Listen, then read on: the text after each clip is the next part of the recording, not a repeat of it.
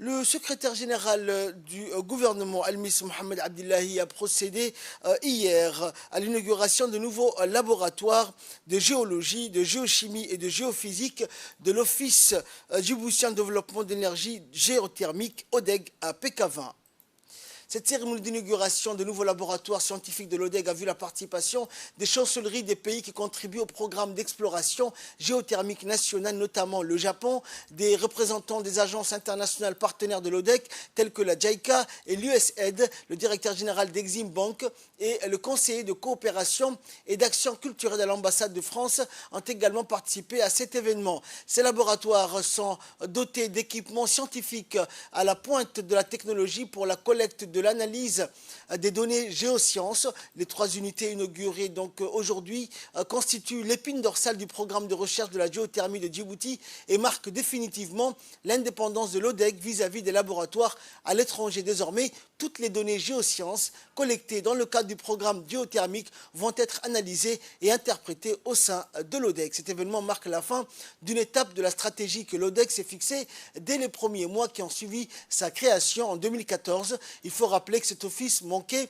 de tout, notamment en termes de personnel qualifié et d'équipement lors de sa mise en place. Et pour combler ce vide, l'ODEG a commencé à recruter des techniciens et des ingénieurs issus de l'université de Djibouti. Et pour les exploiter, l'ODEG a mis en place un programme de coopération basé sur la formation de son personnel avec ses partenaires internationaux, notamment la JICA, l'USAID et le BGR. À ce jour, la quasi-totalité de son personnel est désormais formé dans les différentes disciplines de la géothermie et participe pleinement aux activités du programme géothermique, que ce soit dans la phase de pré-faisabilité ou la phase de faisabilité. Une fois son personnel formé, l'ODEG passe à l'étape suivante qui consiste à mettre en place des laboratoires scientifiques afin de réduire le temps et le coût des études de pré-faisabilité.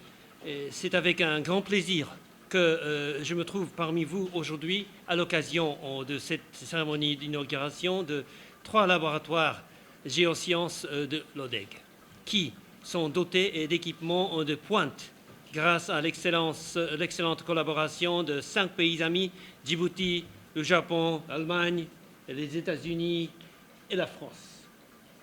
Sous l'égide de son président, la République de Djibouti s'est fixé comme objectif une production d'énergie 100% renouvelable, 100% verte et 100% djiboutienne à l'horizon 2035. C'est d'abord un plaisir pour moi d'être présent aujourd'hui parmi vous pour cette cérémonie d'inauguration des nouveaux laboratoires du département de géosciences de l'Office de l'ODEG, ainsi que de participer donc à cette cérémonie de remise des certificats pour les différentes personnes qui ont été formées à l'extérieur. Mesdames et messieurs, donc, on pense que l'Office l'Office l'ODEG, on a l'impression que c'est un établissement qui est vieux, alors qu'il a à peine 9 ans.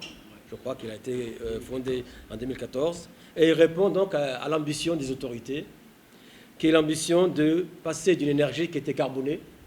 En 2011, 100% de notre énergie était totalement carbonée. Aujourd'hui, l'objectif que nous avons, c'est un objectif très ambitieux, c'est d'arriver, Inch'Allah, en 2035, au plus tard, à 100% d'énergie renouvelable. C'est un défi important et je pense que l'ODEG fait partie donc, des outils qui vont nous permettre de relever ces défis.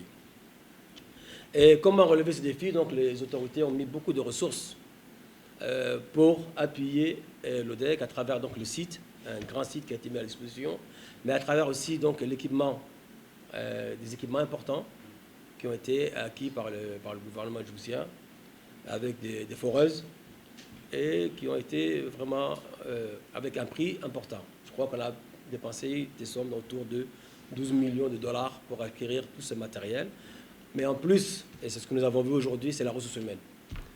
Aujourd'hui, un nombre important de jeunes cadres djiboutiens, et c'est ça qui est la fierté, ce sont tous des Djiboutiens qui sont là, qui ont pu être formés d'abord par l'université de Djibouti, mais aussi qui ont bénéficié de formations à l'extérieur, qui ont pu se spécialiser dans un domaine qui est très poussé, très technique, et donc ils ont été formés au Kenya, au Japon, comme l'a souligné l'ambassadeur, en Islande, donc dans les pays qui sont en pointe, en France aussi, dans les pays qui sont en pointe dans le domaine de la géothermie. Aujourd'hui, nous avions eu l'opportunité de lancer la cérémonie d'ouverture des 3 labos du département de géosciences, donc le laboratoire de géologie, de géochimie et le laboratoire de géophysique, effectivement équipés tous des équipements des dernières technologies. L'objectif principal de ces labos, effectivement, bien évidemment, c'est de faciliter l'exploration et la confirmation de la ressource géothermique, une mission dans laquelle l'ODEG a été confiée depuis 2014, date de création de cette institution. Aujourd'hui, nous avions procédé à la cérémonie de l'ouverture de ce labo, mais surtout, nous avions aussi présenté la capacité en ressources humaines qui a pu être développée dans les 4 dernières années, tant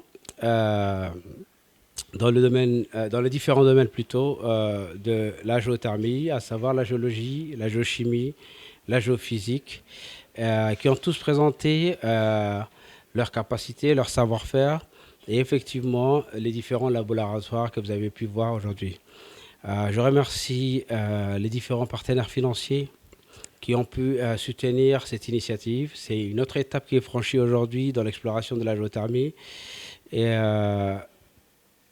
comme nos partenaires comme l'ambassadeur justement qui nous a honorés dès sa venue, le gouvernement bien évidemment de Djibouti qui ont toujours eu à notre égard un soutien sans faille, et en l'occurrence le président de la République de Djibouti qui depuis le début de la création de cette jeune institution a soutenu d'arrache-pied justement tant en soutien moral, financier, mais surtout aussi des encouragements permanents.